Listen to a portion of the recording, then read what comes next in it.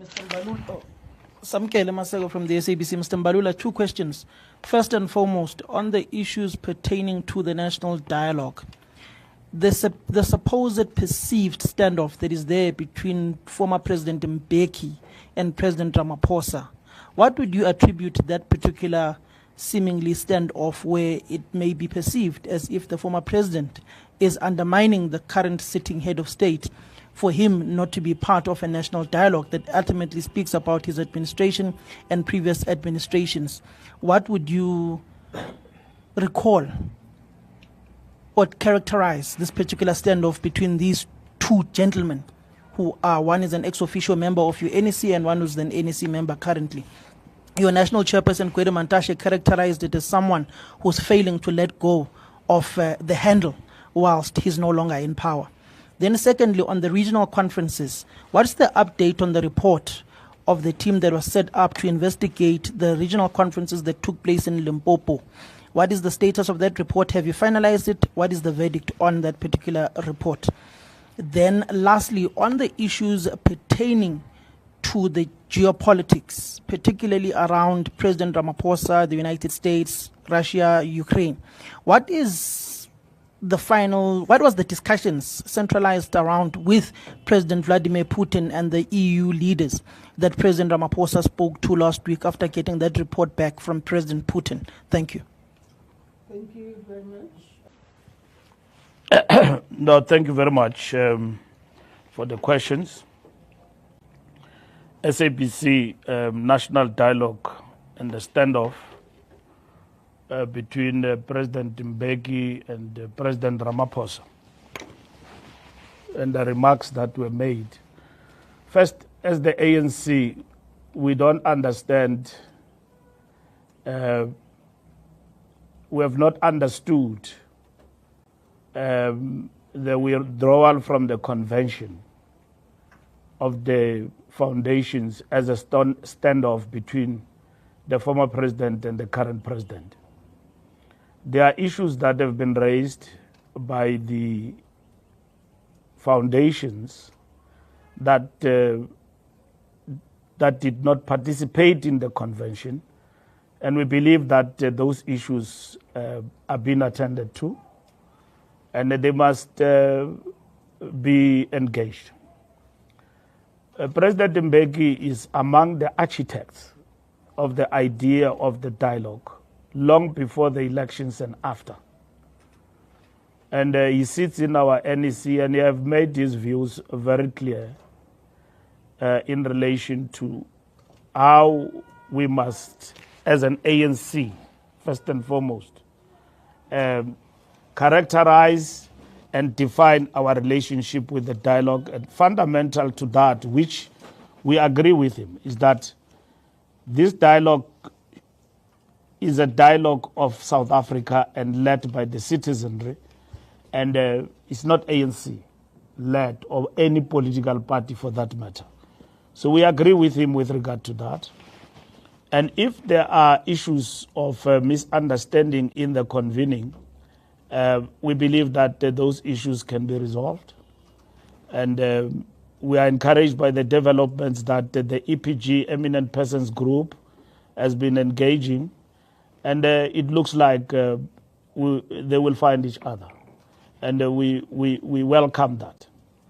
As much as critics of the dialogue saw that as a spin-off, the non-participation of the foundations, we viewed that as an important step in relation to engaging in robust discussion and shaping up a dialogue that will benefit all.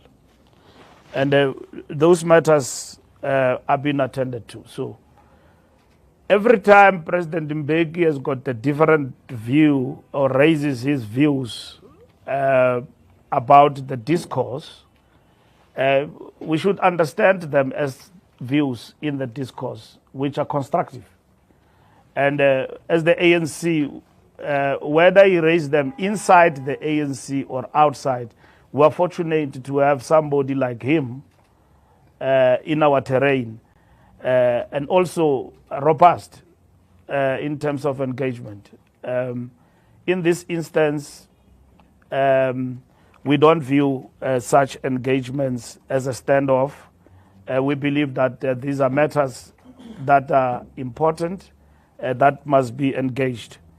And we are encouraged by the fact that there is a light at the end of the tunnel, that those issues will be sorted out that have been raised. We established a task team for Limpopo to address, to understand the concerns that have been raised by members of the ANC in the regional conferences. And those conferences are three. It was Bembe, it was Mopani, and it was Pitamkaba. So the task team was engaging with the issues that have been raised by members of the ANC. We do have checks and balances in the organization, and a conflict resolution mechanism that we have set in place, which are independent. So the task team will look into that, into those issues that members have raised. They will also look into the internal organizational processes that we have set in place with regard to what members of the ANC coming from those conferences have actually raised. But the conflict mechanism that is there, PDRC, NDRC, and DRCA have kicked in, have done their job, conferences have taken place. And the task team will look into what members have raised post the conference. But the conferences have set and have taken place, and they are not under review, unless the task team in its report says that there are fundamental issues and errors that require rerun. When we established the task team, we made it very clear that we are attending to the concerns that members have raised, and the task team will come back with the report. The task team have finalized its job, and it has presented, they will present their report to the Secretary General, of which the SG will present the report to the officials and the NWC. And thereafter, we will brief the structures of the outcome of that task team report. And that's what is going to happen. But the conferences went well, in a nutshell. Of course, there are issues that members of the ANC have raised in relation to that. So over and above our processes, we then had this task team to look at those matters. They will look at all of the issues that members have raised and give a report on the outcome and so on. Vladimir Putin, we defer to government. So we don't want to deal with matters that government is handling quite efficiently at the level of the president and Lamula as our Minister of DERCO. And I think those are matters of government leading in relation to our foreign policy. We are encouraged by the fact that, as the ANC, non-interference, support peaceful coexistence among nations, which is the policy that our government is actually advancing in terms of engaging with this situation. That's what we support in this regard. And we think that, which is what we have reflected in our statement, that the president and our government is doing a great and a very important work in relation to the Russia-Ukraine conflict. So as for what Vladimir Putin, President Putin, is saying in terms of his engagement with EU leaders and President Ramaphosa, I think Vincent Magwanya and government can respond to that. I'm not their spokesperson. I can only relate to the matter if ever it veers from our beliefs as the ANC in relation to matters of international relations. Newsroom, Ramaphosa failing to provide leadership, you must always analyze the quarters of people who say the president is failing to provide leadership. First and immediate will be our strategic opponents. Now, when you are an opponent, it's very easy to criticize. Your role is opposition. You are not in the inside where things are happening. It's understandable. It's most welcome. And then secondly, you've got the national debate and the national discourse, plurality of ideas. Our society is robust in its very nature in terms of ideas and thinking. And so the attitude of us in relation to society broadly will be what is constructive that need to be observed, that comes from this plurality of ideas, divergent views about this criticism. Now, you listen to the criticism, sometimes you don't get as to what is this criticism from sections of our society about the president, which not all, even future president, even if the president may not come from the ANC, will not be loved by everyone. But let's look at what are the fundamentals. This country confronted, when Ramaphosa came in, economic meltdown, big corruption, projected even till today in the public discourse. And then whilst we're dealing with economic recession, global recession, and all of that that affected us, we then had to concur with COVID-19. Now, the question is, how did Ramaphosa's administration, when he came in, dealt with those issues? Of course, first, we will admit that we are not making headways in terms of the economy, which is key, because the economy must create jobs. The economy must do a whole lot of things in order to cushion its citizens. Not everybody wants to be on social security net. People want to work. And then government has got to create these opportunities, working with everybody to create jobs. So we must admit that we've got to accelerate on the question of industrialization as part and parcel of our interventions in the economy. We agreed that must happen. And that agenda must be felt by everybody.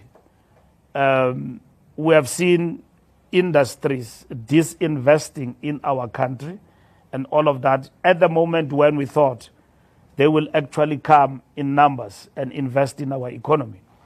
Will you say the president, the 7th administration is failing in that? They are not doing anything about it? I think the critical question is to what extent our social compact, private sector, business and labor, is actually finding expression in the industries to create jobs for our people. And that is what government must roll up the sleeves, all hands on deck, to actually accelerate. What have we done with regard to the fight against corruption? We have done a lot. And an account has been given. You might not see people in red overalls, but billions and billions of rands have been recovered. Assets have been freezed of those who are implicated in corruption. Of course, South Africans want to see prominent kingpins implicated in corruption behind the bars. And that's one aspect that means strengthening of institutions of the state which have been eroded over time remains critical in terms of this work. NPA, the Hawks, and all of that need to be strengthened and supported in this fight against corruption. Criminal elements who are implicated in corruption and all of that are sophisticated. You can't have a state that does not have a capacity to bring them to book. And that is why in the reshaping of institutions that have been eroded over time, bringing back scorpions not in name have actually been effected by government. COVID-19, we have always said that the effects of that, we'll see them in the long term, and we are grappling with that. If you go to Sandton now, and then you look at the shops there that have closed down, just in Sandton, if you walk around there, since COVID-19, they've not come back. And the biggest hotel, Michelangelo, and all of that is still closed. It's since closed since COVID-19. So we have said that the ripple effect of that, we'll see it in the long term. But there are positive spin-offs that we see in terms of the economy, in terms of the social compact, that are going to bring back these industries and ensure that there is boom again in the economy. Unless we are able to answer that question and answer it convincingly, otherwise everything else will just become a paper, a resolution. So we need to address that, and government and the president leading from the front are focused on that particular point. Building social cohesion in society and all of that, that program continues in our country under the leadership of the president and the 7th administration. And of course, we are now in the 7th administration under a government of national unity. And we need to address all the challenges, understanding very well that we are not alone in government. We are with others, with divergent and different views in government from what we're pursuing and what we're pursuing as the African National Congress. Coming to the question, and the leadership of the president and of government will always be under scrutiny at all times. It will not only end with one answer in terms of the leadership of the president. It will always be under scrutiny in terms of the good work that government does going forward, and that will reflect on the president and so on.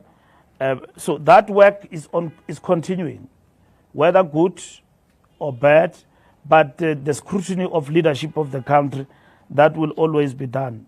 Even if leadership is doing good work, there will be those who say we don't see what is happening in our country. Whereas there is a lot of work that is being undertaken, including in the fight against corruption in South Africa. Steps against the Senzo, Malusi, and I don't know why you add Naledi Pandor, because I think you are just distorting what Sis Naledi was saying yesterday. Sis Naledi was reinforcing ANC policy in a public platform, talking about the values of what is expected from ANC members. In the platform where she was talking about Istwalandwe, Umamu Gertrude Shope. So she couldn't have said anything other than what she had to say there, which was correct. That we need a new cadre of renewal, which is correct. What Mena Lady was saying there. So I read in the newspapers, they say no, Naledi must be disciplined. For what? Because she's saying the right things. That the leadership of the ANC and its veterans are expected to say, and to remind us all the time that these things have got to happen. Not a leadership that says that you are failing. The leadership that says stay true to Gertrude Shope. For what Gertrude Shope stood for. That's what Mena Lady was saying. Unless Mahlengi can educate me better, that indeed Mena Lady deserves a reprimand But I listened to her, and there's nothing to reprimand there. It's correct. It's what the ANC stand for, is what the ANC must do. Now, all other leaders of the ANC must reinforce the message of the ANC. And members of the ANC and leaders must speak to enhance the good standing of the ANC.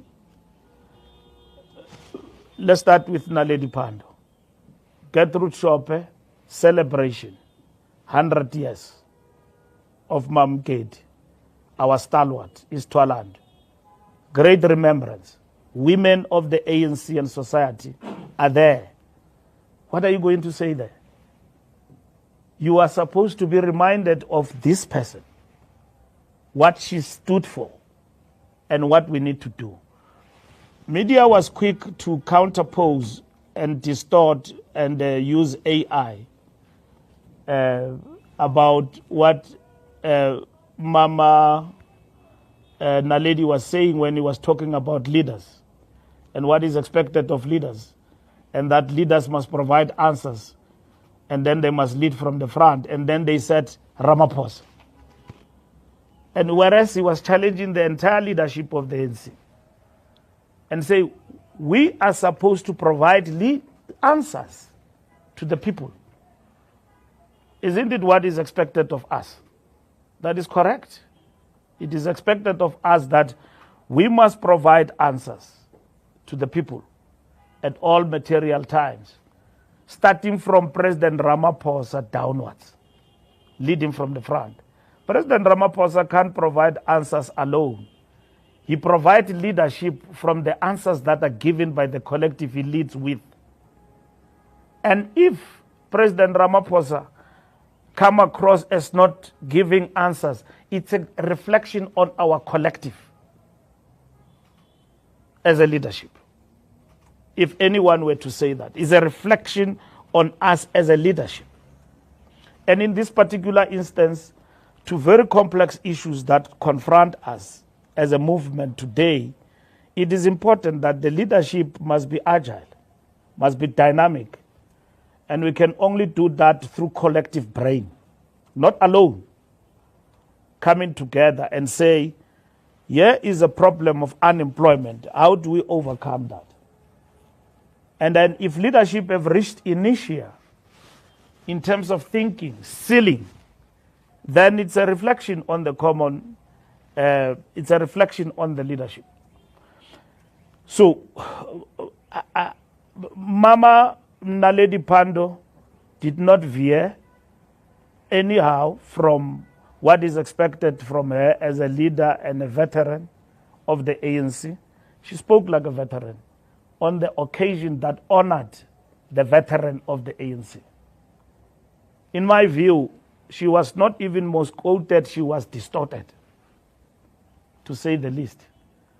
Because if you take a piece of something from what somebody says and then put it in a gossip column, you will not get the result. Look at it in its totality and the context of what this person was saying. I've listened to her. She said all the right things of what needs to be done. She was not critical of the ANC. She was in fact articulating the renewal project of the ANC. Now, if you are a member of the National Executive Committee of the ANC, the NEC takes a decision and say, GNU is a tactical maneuver and intervention. NEC, you are a member. And then the media says, you said this GNU you did not agree with. You don't want it. You don't want the DA. Who likes the DA? We don't like the DA. We don't like the GNU. But GNU is a tactical maneuver out of many other options on the table. And everybody, as we characterize it right from the onset, that it brings on board not necessarily people who agrees, but it brings on board people ideologically who are on the opposite, including the DA.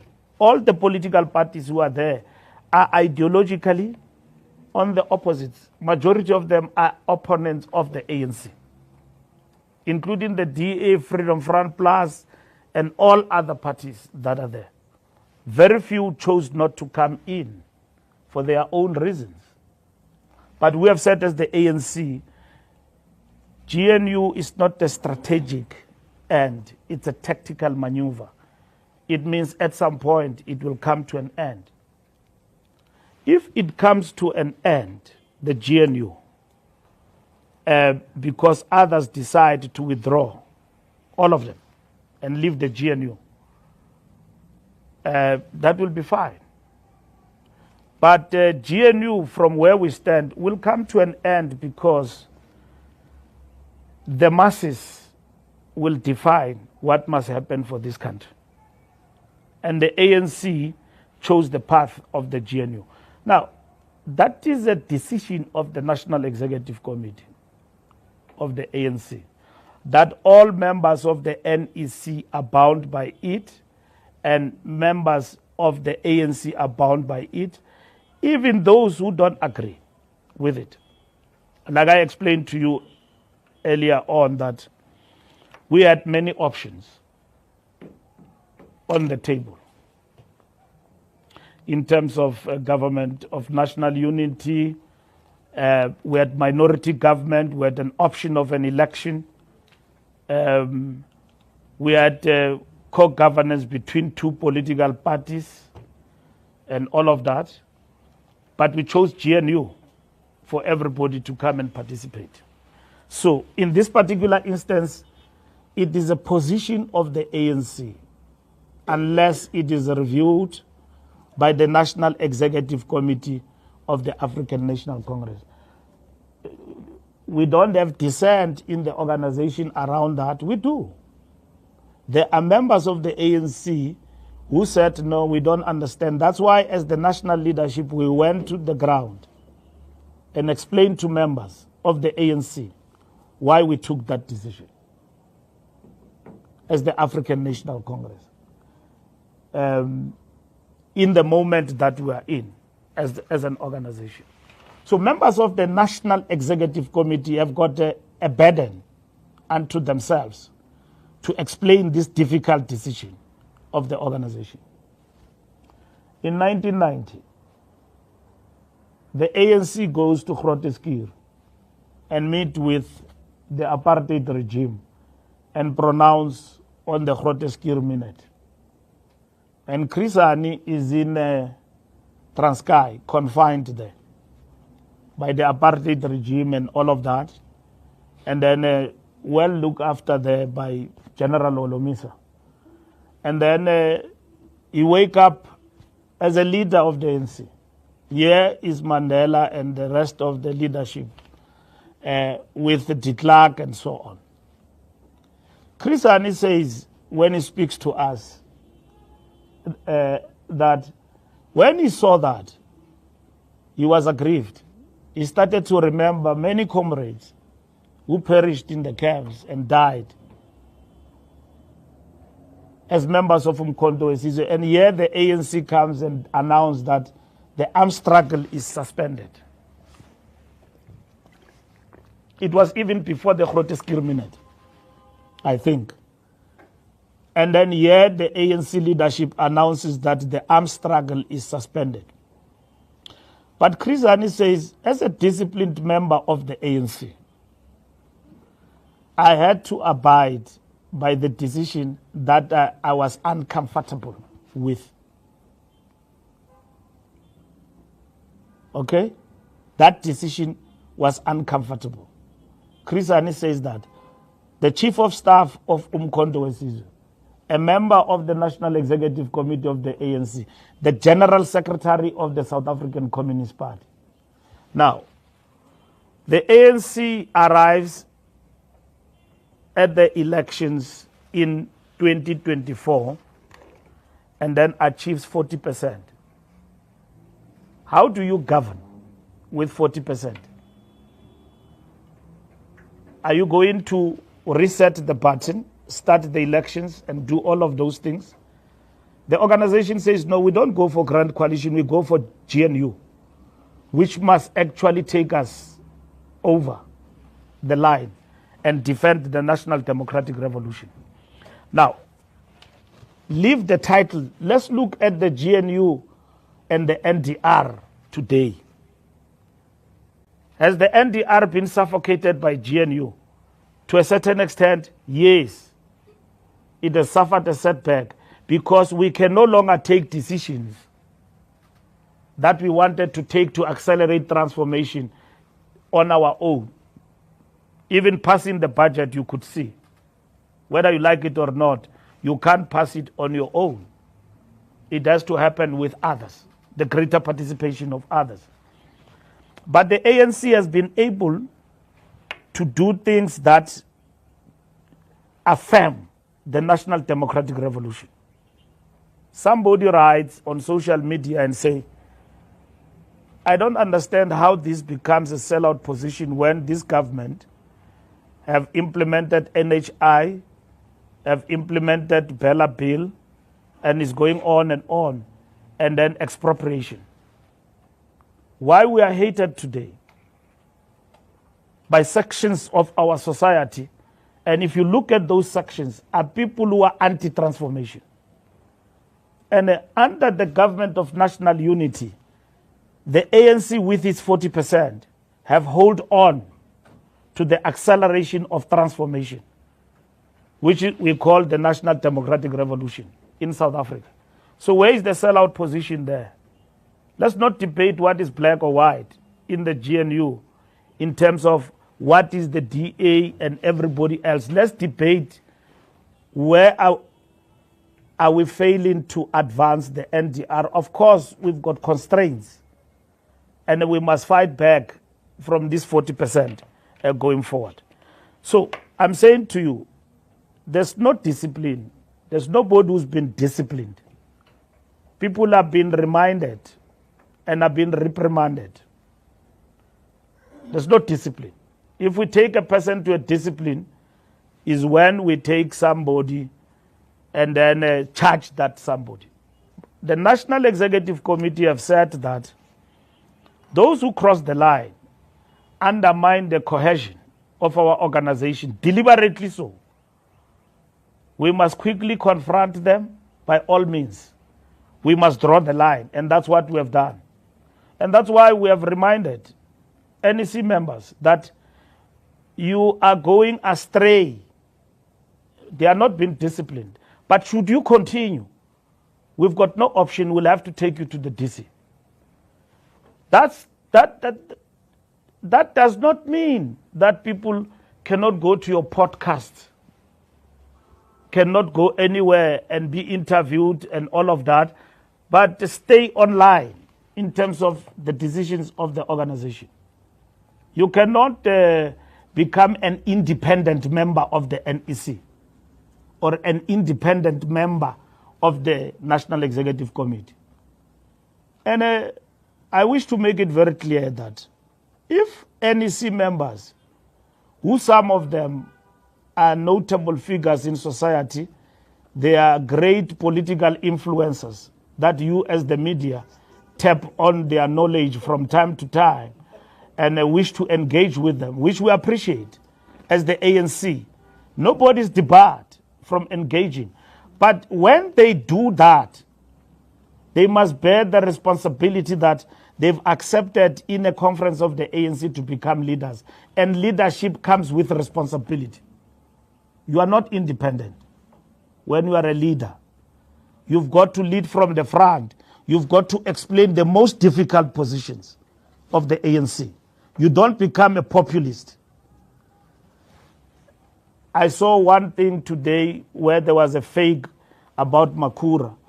That Makura said this. It's fake news.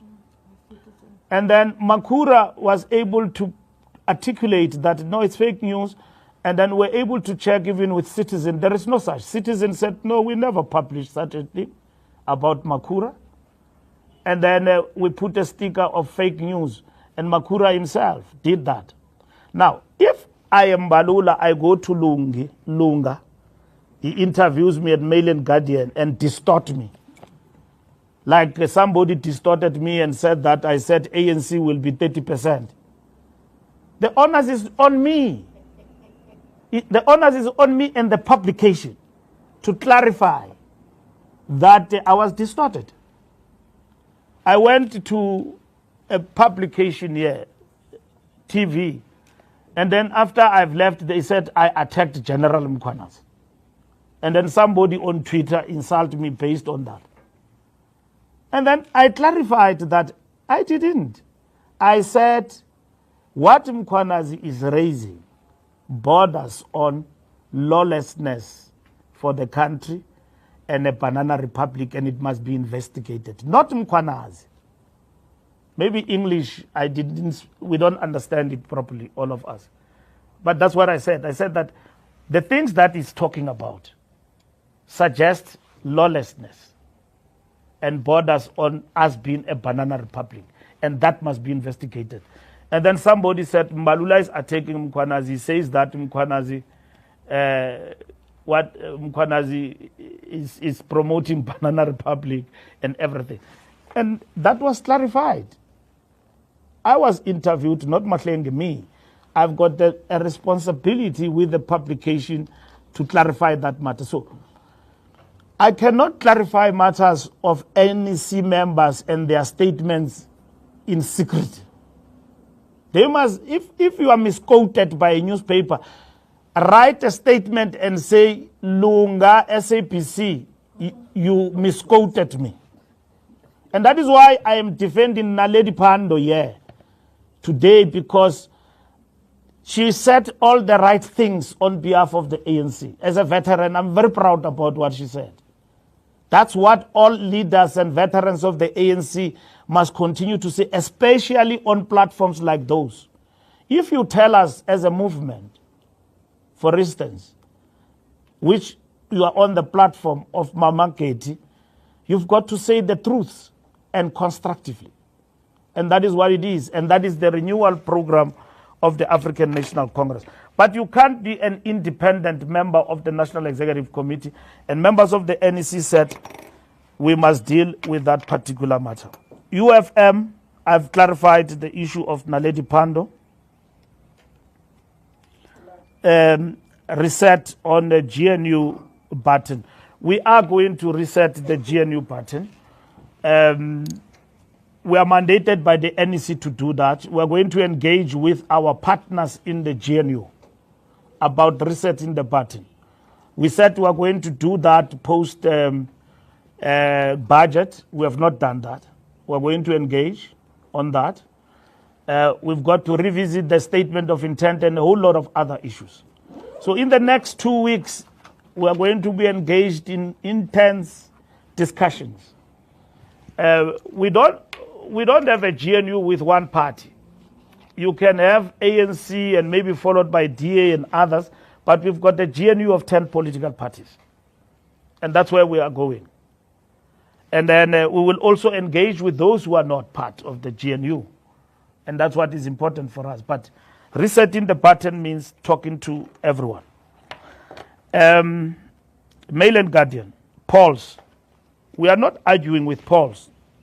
But if, as newspapers, you take a DA poll and then you call it a DA poll, and then you say the DA says no, Paul says this, and I saw Helen Zille was saying that that is inaccurate. That's what we're attacking, not polls. And we simply define the fact that other polls, we know where they are embedded. They are not as innocent as they are. You know, they come from different think tanks. It's like going to university, you are taught by a professor who believes in neoliberalism, or a lecturer who believes in neoliberalism and all of that. You will not be in a position to dissect that this is neoliberalism. You may get degrees and all of that and so on, but what we have been taught is neoliberalism. And you need to acquire knowledge and skills in order to be in a position to say, but I hold a different ideological perspective from this. I don't believe the world will realize equitability through this ideology. Okay? We differ from there. Others are left, others are right wing, and all of that.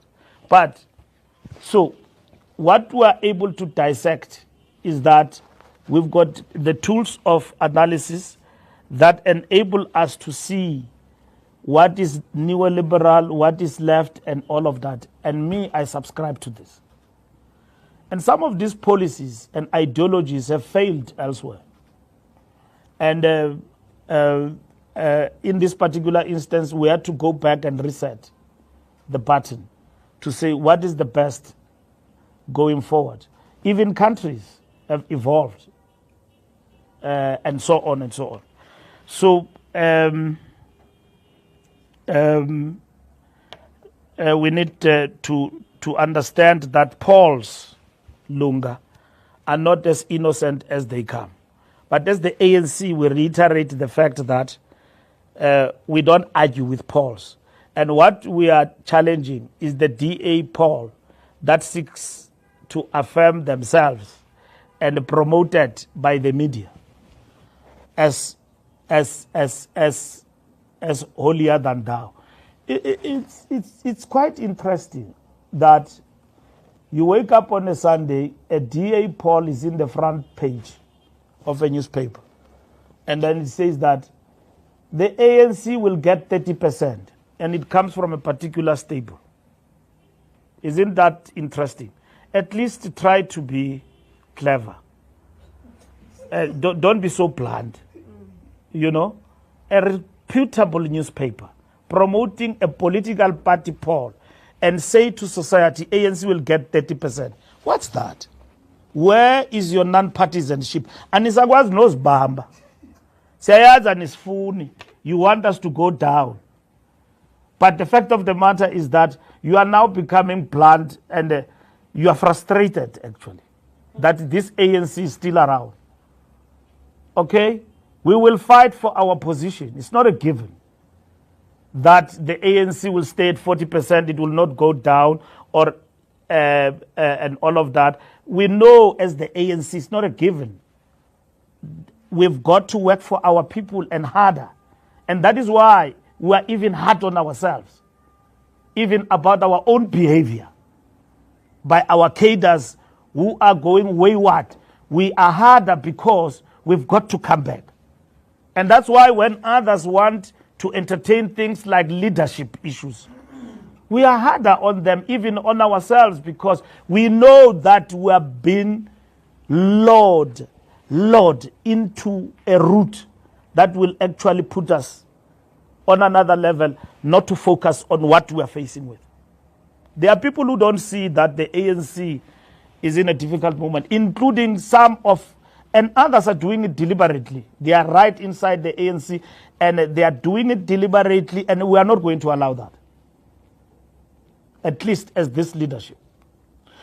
So a newspaper says a political party will get 30%, and then it's not Ipsos, it's not SRF, it's not any of the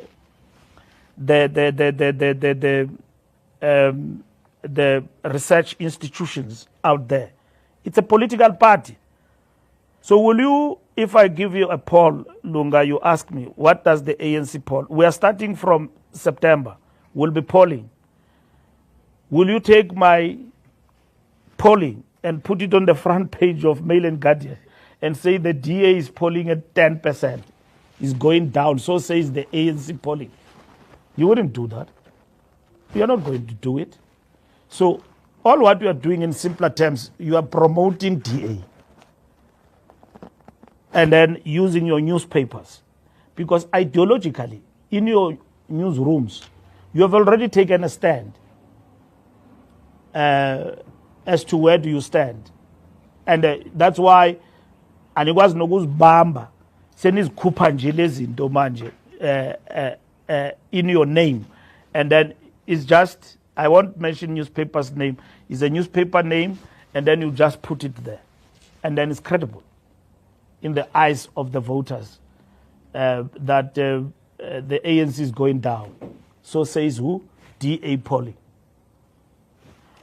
It's not only unfair, but it's incorrect for the media to be partisan like that. So we don't argue with institutions of research. We don't. We were told by Ipsos that we are going to lose metros. And then we kept on saying that, no, they are telling a lie. And indeed, we lost metros. So we are not in the business of arguing with research. We analyze research ourselves, actually weekly. This Monday, every time we meet, we look at the research and the polling across and all of that. We've got no gripe with research. We look at it, and then we look at it against our own research. And that is why we are able to do certain things, because the research of the ANC tell us a particular story, and that is it.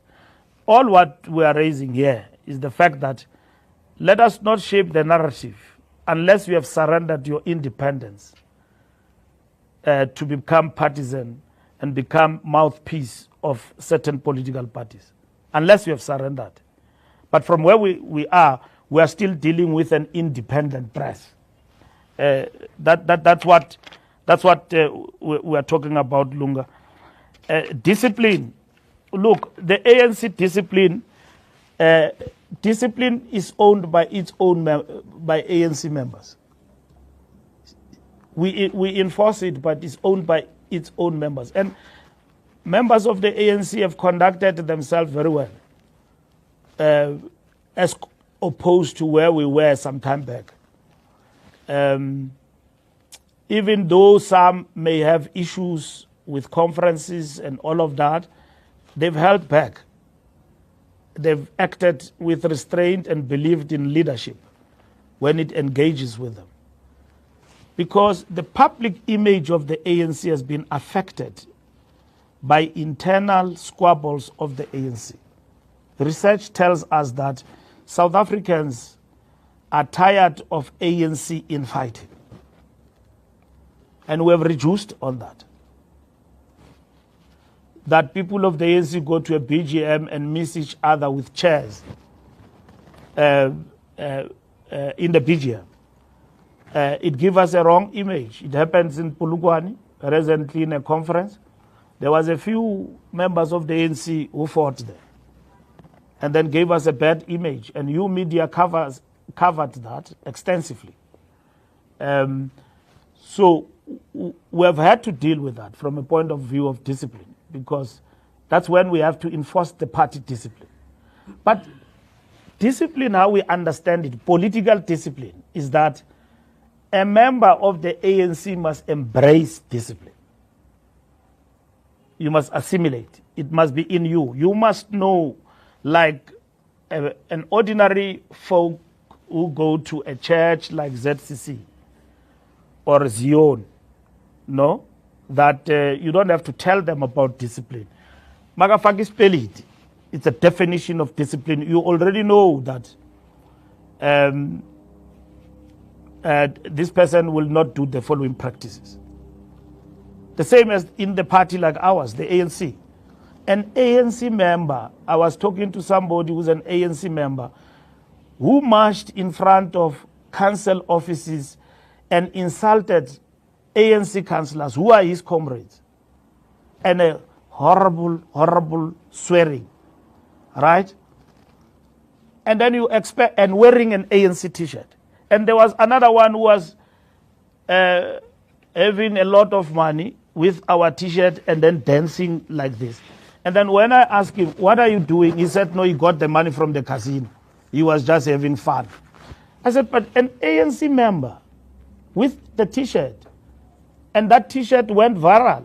I mean, that video of an ANC member with a t-shirt and a lot of money, you know, almost like these chaps, bama-taxi, abajayiva ngemali. And bayayisebenzela bona ke imali yabo because bayithole ema-taxini. Yena siyazi uthi uyithole emshinini we-casino. and all of that. So that's the image of the ANC. So the province, the region, the branch have had to prevail on that member and discipline him. But you don't just discipline, you educate him that, comrade, you don't do that as an ANC member, and you expect society to follow you, to follow this party of gangsters who are dancing with money and going around and competing with thugs in the social space and all of that, wearing the t-shirts of the ANC. Their discipline must prevail. When you go out as a member of the ANC, deliberately, wide open, you go out of your way, you go to podcasts and do things. I mean, even this podcast must be regulated. The things that are happening in those podcasts and things that get to be said there, and our kids and many children that are coming and all of that, there's no what is that button that you press when you are swearing on TV? Censorship. There's no censorship there. And these things are all over the place. Things that they say there are unbelievable. They are completely unbelievable. It's not only religious people who see moral things. I mean, as you grow up, you begin to say, but this thing, if my child or my sisters or whatever sees this thing, and then you think now you are going to win the war against GBV. When women are called with names in podcasts, and then you think that winning the war against GBV is physical. No, it's psychological. How you characterize, and it's normal. Women have been denigrated, sexual objects. You think it goes into the mentality of others that this is how you must treat a woman. And when women are abused, you start blaming everyone under the sun. You forget the impact of this podcast. What they do. No press button. No censorship. And then that is it. And then you say is the coolest thing that must happen. Any society that does not have limits, will never grow. We will become any into tomorrow. You know, these things, we must look at them beyond ANC, DA, EFF. Look at them as South Africa. This is what this dialogue should be about. Those are the things we must talk about. Is it correct that sibene podcast njengomlevelele kuyathukiswa nje, a guy wakes up people and his boyfriend, they talk about izinto nje ungasokwazi ukuthetha ngazo esidlangalaleni. There's no press button. You go to WhatsApp, you go to social media, these things are there. They are playing themselves out and all of that. Now, is this the society we want? I don't think so. Look, the PA and EFF standoff, our comrades in Gauteng have been engaging with this. We are going to engage as well. We don't understand this standoff because Kenny resigned in the municipality and left a position of transport that belonged to PA in terms of agreement of a coalition government in Johannesburg. So when Kenny leaves, PA brings a replacement to Kenny. Why then there should be a fight about who replaces Kenny in the position of transport? We must settle that issue among ourselves as partners in Johannesburg. EFF, ANC, PA, and everybody, we need to talk among ourselves around that and sort it out because it's an unnecessary fight. If somebody lives in a government where you have agreed that we're going to form a coalition among ourselves, and a certain minister leaves and all of that, the agreement is between the mayor and the coalition partners that we will replace you with this person, because the resignation of Kenny as PA leader in Johannesburg was voluntarily. So PA will bring their person, and they will expect that the person they bring in will continue that portfolio. So this is not a winner takes all, it's a coalition government. So we must respect each other, especially as coalition partners. So that standoff is not understandable from far, but comrades have been engaging about that, Hope Papo and all of them. I've answered the Limpopo conference. I can see you are very interested in that conference and those conferences, but I've answered that question. Yes. Very interesting. Yeah. Thank you very much, members of the media. Thank you, SG.